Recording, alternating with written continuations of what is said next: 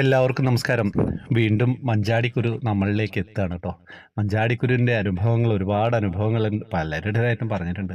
എല്ലാവർക്കും എന്തോ ഇഷ്ടമാണല്ലേ മഞ്ചാടിക്കുരു ഇങ്ങനെ കയ്യിൽ വെച്ചുകൊണ്ട് ഭഗവാന്റെ മുന്നിൽ വെച്ചുകൊണ്ട് പ്രാർത്ഥിക്കാൻ വേണ്ടിയിട്ട്. അങ്ങനെ ഒരു അനുഭവം വന്നിട്ടുണ്ട്. ഞാൻ വേഗം പറയാം, നിങ്ങളെല്ലാവരും കേൾക്കാൻ തയ്യാറല്ലേ? ഹരേ കൃഷ്ണ ഗുരുവായൂരപ്പ. സാർ, എല്ലാവരും മഞ്ചാടിക്കുരുവിൻ്റെ അനുഭവം പറയുന്നത് കേൾക്കുമ്പോൾ കൊതികേട്ടിരിക്കുമായിരുന്നു കേട്ടോ ഞാൻ. കാരണം എനിക്ക് ഒരു മഞ്ചാടിക്കുരു പോലും കിട്ടാനുള്ള ഒരു സാഹചര്യമില്ലായിരുന്നു. അങ്ങനെ ഇരിക്കെ എനിക്ക് തിരുവനന്തപുരത്ത് എഞ്ചിനീയറിംഗ് കോളേജ് ഹോസ്റ്റലിൽ ഹോസ്റ്റൽ മേറ്ററായിട്ട് ജോലി കിട്ടി. ഞാൻ ജോലി ജോയിൻ ചെയ്ത് കുറച്ച് ദിവസം കഴിഞ്ഞപ്പോൾ അവിടുത്തെ ഒരു ക്ലീനിങ് സ്റ്റാഫ് ഒരു മഞ്ചാടിക്കുരു എൻ്റെ കയ്യിൽ കൊണ്ടു തന്നു. അപ്പോൾ ഞാൻ ചോദിച്ചു, ഇത് എവിടുന്ന് കിട്ടി? ഇവിടെ മഞ്ചാടി മരം ഉണ്ടോ എന്ന്. പക്ഷെ അവർ പറഞ്ഞു, ഇവിടെ മഞ്ചാടി മരമില്ല, ഇത് കിളികൾ കൊണ്ടുവന്ന് ഇടുന്നതാണെന്ന്. അപ്പോൾ ഞാൻ അവരോട് പറഞ്ഞു, ഇത് എടുത്തോളൂ, ഇത് കളയണ്ട, കിട്ടിയതല്ലേ, നല്ല ഭാഗ്യമുണ്ട് കേട്ടോ എന്ന്. അപ്പോൾ അവർ പറഞ്ഞു, എൻ്റെ കയ്യിൽ ഇഷ്ടം പോലെ മഞ്ചാടിക്കുരുണ്ട്, ഇത് മാഡം എടുത്തോളൂ എന്ന്. അപ്പോൾ ഞാൻ അത് എൻ്റെ ഫയലിൽ വെച്ചു. പിറ്റേ ദിവസവും അവർ മുറ്റം വൃത്തിയാക്കിയപ്പോൾ അവർക്ക് കിട്ടിയ മഞ്ചാടിക്കുരു എനിക്ക് കൊണ്ടുവന്ന് തന്നു. എൻ്റെ അതിശയം വീണ്ടും കൂടി. അവരും ഒരു കൃഷ്ണഭക്ത തന്നെയായിരുന്നു കേട്ടോ. ഹോസ്റ്റലിൻ്റെ മെയിൻ്റനൻസ് കാര്യങ്ങളൊക്കെ നോക്കേണ്ടത് കൊണ്ട് ഞാൻ എന്നും പുറത്തിറങ്ങി ചുറ്റുപാടും നോക്കുമായിരുന്നു. അങ്ങനെ ഒരു ദിവസം എനിക്കും കിട്ടിയ ഒരു മഞ്ചാടിക്കുരു. അവിടെ ആകെ നോക്കിയിട്ട് ഒരു മഞ്ചാടി മരം പോലും ഞാൻ കണ്ടില്ല. അങ്ങനെ കുറേ ദിവസങ്ങളായി എനിക്കും 8-10 മഞ്ചാടിക്കുരു കിട്ടി. എനിക്കും സന്തോഷം സഹിക്കാൻ പറ്റില്ലായിരുന്നു. ഓഫീസിൽ എന്തെങ്കിലും വിഷമഘട്ടം വരുമ്പോൾ ഞാൻ ഈ മഞ്ചാടിക്കുരു സ്ഥിരമായിട്ട് എടുക്കും. അങ്ങനെ ഒരു ദിവസം ഓഫീസിലൊരു പ്രോബ്ലം എന്നെ ആകെ വിഷമത്തിലാക്കി. പക്ഷേ ഓഫീസിലേക്ക് നടന്ന് കുറച്ച് സമയം കഴിഞ്ഞപ്പോഴാണ് ഞാൻ മഞ്ചാടിക്കുരു എടുത്തിട്ടില്ല എന്ന് മനസ്സിലാക്കിയത്. എപ്പോഴും ഫയലിൽ സൂക്ഷിച്ചിരുന്ന മഞ്ചാടിക്കുരു കാണാനുമില്ല.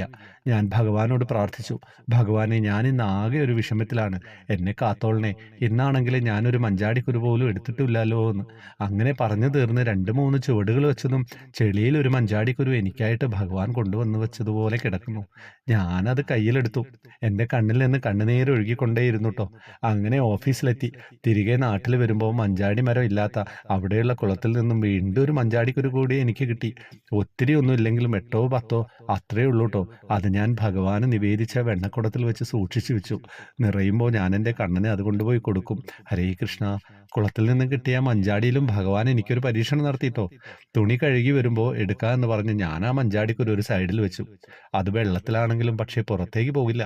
പക്ഷേ തിരിച്ചു പോകുമ്പോൾ ഞാൻ മഞ്ചാടിക്കുരു എടുക്കാൻ മറന്നു. വീട്ടിൽ ചെന്ന് കുറേ കഴിഞ്ഞപ്പോഴാണ് ആ കാര്യം ഓർമ്മ വന്നത്.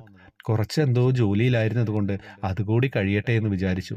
എല്ലാം കഴിഞ്ഞ് ചെന്നപ്പോൾ കഥ മാറി. എന്താ കഥ? മഞ്ചാടിക്കുരു അവിടെ ഇല്ല. കുളം എന്ന് പറഞ്ഞാൽ ചെറിയ, അധികം നീളവും ആഴവും ഇല്ലാത്തൊരു കുളമാണ്. മുട്ടിന് താഴെ മാത്രമേ വെള്ളമുള്ളൂ. ഞാനതിൽ ആകെ നോക്കി, മഞ്ചാടിക്കുരു കാണാനില്ല. ഒഴുകിപ്പോകാൻ സാധ്യതയില്ല. എങ്കിലും നോക്കി കണ്ടില്ല. വളരെ സങ്കടം തന്നെയായി. കാരണം അത് മഞ്ചാടി മരം ഇല്ലാത്ത ഞങ്ങളുടെ സ്ഥലത്ത് ഭഗവാൻ കൊണ്ടുവന്ന് തന്നതല്ലേ. എന്നിട്ട് അത് ഞാൻ പോയപ്പോൾ എടുത്തില്ല. കൂടാതെ ഓർമ്മിപ്പിച്ചിട്ടും എടുക്കാൻ വൈകി. ഇതൊരു പരീക്ഷണം തന്നെയെന്ന് എനിക്ക് തോന്നി. വീണ്ടും വീണ്ടും അവിടെ ആകെ നോക്കി കണ്ടില്ല. സങ്കടപ്പെട്ട് തിരിച്ചു പോരാൻ നേരം ഒന്നുകൂടി നോക്കി. അപ്പോൾ ഞാൻ ഇത്രയും നേരം നോക്കിയ കുളത്തിൽ ചുവപ്പ് കളറിൽ തിളങ്ങിക്കിടക്കുന്നു. പെട്ടെന്ന് തന്നെ ഞാൻ കയ്യിലെടുത്തു. അപ്പോൾ ഞാൻ ശരിക്കും ഭഗവാൻ എൻ്റെ മടിയെയും ഓർമ്മക്കുറവിനെയും പരീക്ഷിച്ചതായിട്ട് തോന്നിയതല്ല. അതാണ് സത്യം കേട്ടോ. ഹരേ കൃഷ്ണ. സിന്ധുവാണ് എഴുതിയത് പൊൻകുന്നത്തുനിന്ന്. നമ്മളൊരു ജീവിത സാഹചര്യത്തിലൂടെ കടന്നുപോയില്ലേ. മഞ്ചാടിക്കുരു, ഹോസ്റ്റലും കുളവും ഒക്കെ മനസ്സിലിങ്ങനെ കാണുകയാണ്. അവസാനം ആ കുളത്തിൽ തെളിഞ്ഞു നിൽക്കുന്ന ആ മഞ്ചാടി ചുവന്ന നിറം. എന്താ കഥ അല്ലേ. എന്തൊരു സുഖമുള്ള അനുഭവമായിരുന്നു.